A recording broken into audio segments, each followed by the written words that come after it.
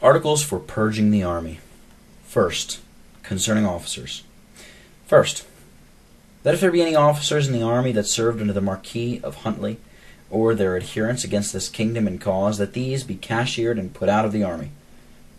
Secondly, that no officer that served in the late engagement against England shall be employed as an officer in the army, or be permitted as a common soldier, or ride with a troop or company in the army, but shall be cashiered and put out of the army, unless he have been admitted by consent of the Parliament, or Committee of Estates and General Assembly, or their Commission. Thirdly, that any officer who after trial shall be found guilty of malignant and disaffected speeches, as railing and inveighing against the cause and covenant, or against the ministry, or against the present civil government, and such as are of a profane carriage, or are guilty of oppression, be cashiered and put out of the army. Fourthly, that any officer who after trial shall be found to have refused sufficient soldiers rightly qualified, and hath taken money for them, and inverted the same, either in whole or part, to his own private use, and levied malignant, disaffected, or profane and scandalous men in their rooms, to complete his number,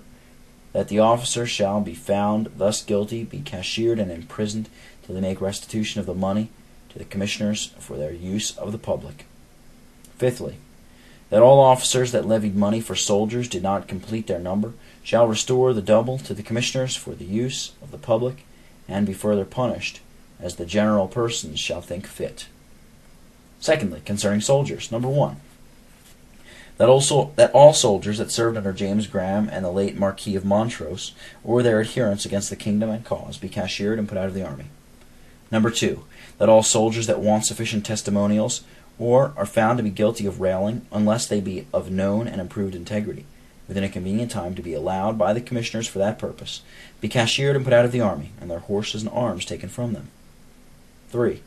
That all soldiers, albeit such as have testimonials, are found to be guilty of railing or reviling against the cause and covenant, or against the ministry, or against the present civil government, and all such as are blasphemers and mockers of piety, or despisers of the worship of God, or profaners of the Lord's day, or oppressors of the people, or drunkards, or plunderers, or unclean persons, be cashiered and put out of the army, and their horses and arms taken from them.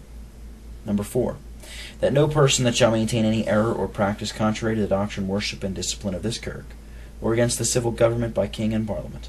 according to the covenant and declarations of this kingdom, shall be permitted in the army to serve as officer or soldier, but shall be removed and cashiered.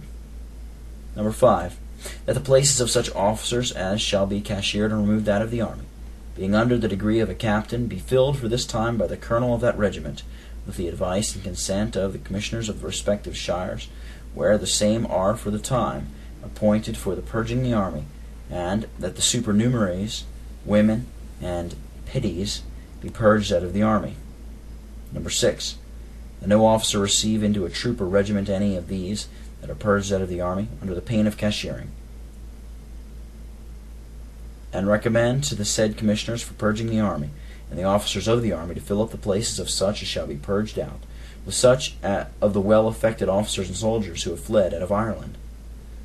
And the said estates gives warrant to the persons before named to convene in such places, and at such times as they shall think fit, with power to them to choose clerks and other members of meetings, and ordains them at the first meeting to give their oaths of faithful discharging the said commission in all the heads and articles thereof, and report their diligence in the said matter of this side of Tay, betwixt the 1st of August and the other side of Tay, betwixt the 15th day of the said month, under the pain of 1,000 merks, to be paid by the foresaid persons failing to do their diligence, and a report against the said day. Second Parliament, King Charles, Session 2nd, Act 8, of classes for purging the judicatories and other places of public trust, January 23rd, 1649. At Edinburgh, the 23rd of January, 1649 years, the Estates of Parliament presently convened in this second session of the second triennial Parliament, by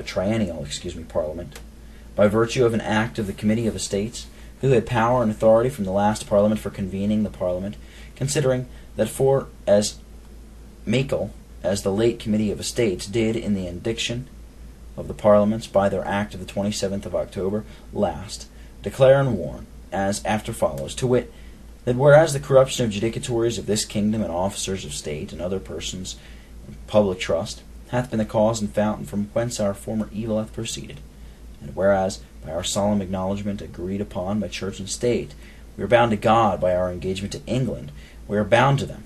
and by the foresighted and public declaration we are obliged before the world to endeavor the purgation and reformation of our judicatories and places of public trust. And forasmuch as the foresaid persons and all who are in public trust are liable to the judgment and censures of Parliament for their procedure in their several places and offices, like as by the agreement at Edinburgh and Stirling, all such as have been employed in public place and trust have been accessory to the late unlawful engagement, should forbear the exercises of their places in the meantime, and all questions are referred to the determination of the Parliament. And whereas by the said treaty all these who have been accessory to the said engagement are challengeable for their said accession, at the least insofar as concerns their places in public trust, and the debarring of them from any of these. Therefore the Committee of Estates doth hereby warn and cite all and every one of these who exercise any office, place, or public trust, or who are members or clerks of any public judicatories of whatsoever degree, quality, or condition soever, in burgh or land within this kingdom, and hath been accessory to the late engagement, or are guilty of the faults mentioned in the printed acts of the 22nd of September and the 4th of October, to compere before the Estates of Parliament at Edinburgh, the 4th day of January next to come, in a peaceable way, accompanied only with their domestic servants to hear and see the Parliament, take such course as they in their justice and wisdom, for the good of the kingdom, shall think fit, for purging of judicatories, and for declaring their places vacant, and filling them with such as are able and qualified persons, fittest for the service, and may give most contentment, and as have continued constant in the covenant and cause in the time of trial, and for debarring them who are put out from any public places or trust during such time and in such manner as the Estates of Parliament shall think fit, with certification to every one of the persons concerned, as is above said, and warranted by this public proclamation, which the Committee of Estates declares, that they find it a sufficient intimidation of this note or case of so great and public a backsliding to all persons concerned therein, for the effect foresaid to be esteemed by them, equivalent to a personal citation, or at their dwelling house, upon particular summons against every one of them, to compere before the Estates of Parliament, as is before said, and compere not,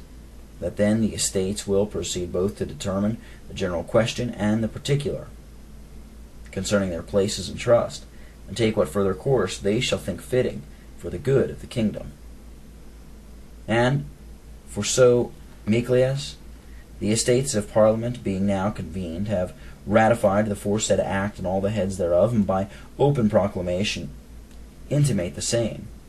like as they have made their solemn acknowledgment of the public sins and breaches of the covenant, and their solemn engagement to all the duties contained therein, namely those which do in a more special way relate to the dangers of these times, and in relation thereto have renewed their solemn league and covenant before God, and by their act of the 16th of January instant have disclaimed and condemned the late unlawful engagement as contrary to God's word, and a manifest breach of covenant and treaties, as destructive to the cause and covenant, to religion, the king, and these kingdoms, and is the cause of all the oppressions and miseries that have followed or may follow thereupon. And therefore, and for the many other reasons, have annulled and repealed all acts made by the late Parliament and Committee of Estates in prosecution thereof, and have ratified and approved the protestation in Parliament and opposition made thereof by this kingdom against the authors and abettors whatsoever, in the late treaty made at Stirling, debarring all accessory to that unlawful engagement from the exercises of their places of public trust, until the meeting and determination of this present Parliament, unto whom all civil questions are referred, and likewise hath confirmed the assurance given by the Committee unto the kingdom of England, that we should not admit any of these authors or abettors of the late engagement to any public place or trust without the consent of that kingdom, against which their engagement was, as is more fully expressed in their answer of the 6th of October, and whereas the Estates of Parliament are not only satisfied of the truth, lawfulness, and necessity of the foresaid grounds, but also are convinced in their consciences from the word of God, from the large treaty between the kingdoms, and from their oath of Parliament, from their solemn league and covenant, especially from the 2nd, 4th, and 5th articles thereof, and from sad and dear-bought experience, that the malignant dealing of some, and the profane loose walking of others, who have been members of judicatories and employed in places of power and trust, hath been a chief cause of all the evils both of sin and punishment, under which the land now groans, and that the Lord requires in his word that those who judge and bear charge among his people should not only be able men, but such as fear God,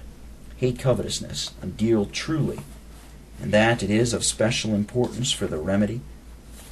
of all our evils, and for securing and advancing of religion and righteousness, for keeping a right understanding between the kingdoms, and for prosecuting all the ends of the solemn league and covenant, and for removing the judgment of God, and preventing or disappointing all the designs and oppositions of enemies of all sorts, and for procuring the blessing of God upon the whole land, that men not only of known ability, but also of a proven integrity and constant affection to the cause and good and Christian conversation,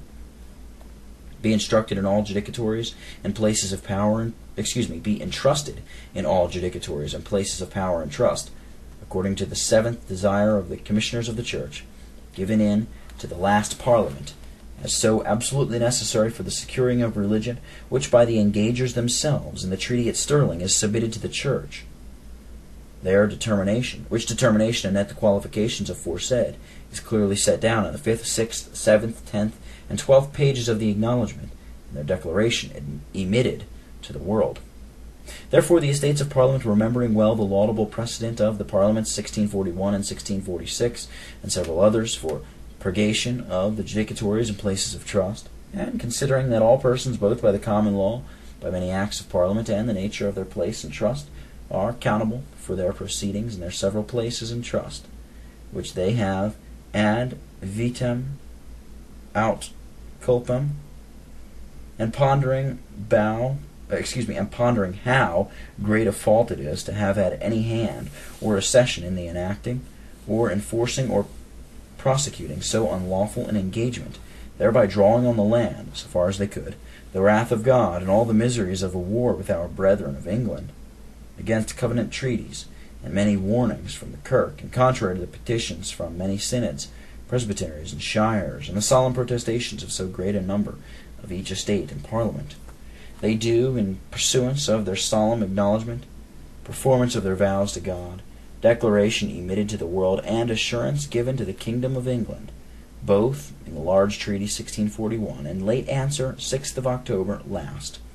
and for satisfying of the Kirk's just desires for purgation and reformation of our judicatories, and for determination of this question and at places of trust referred by the Treaty of Stirling to their determination, and for deterring all others in this or subsequent generations who shall be entrusted with public power or place from drawing on this nation the guiltiness and misery of inoffensive, unnecessary, and unlawful war, and against covenant and treaties and public warnings from church judicatories and shires, and for encouraging all who shall be in public place or trust in times of new straits and trials to abide constantly by the cause and covenant, and to give evident testimonies thereunto against all defection and apostasy. The Estates of Parliament, upon this and many other great and weighty considerations, moving and pressing them to this necessary duty, do therefore declare, enact, and ordain that all these officers of state, members or clerks of the Parliament, committees thereof, secret council, session, exchequer, justice courts, commissioner for plantation of kirks, conservation of the peace, sheriff courts, steward courts, bailey courts, commissionary courts, bailey of regality courts, warden courts, of His Majesty's Mint House, admiral courts, guild court, town council, or any other public judicatory, or deacons of crafts, and all who had any office, place, or public trust, and all having a deputation from or dependence upon any of these aforesaid, who were guilty of any of the faults contained in the four several classes after mentioned, shall be removed and secluded from public trust, according to the several rules respective after following.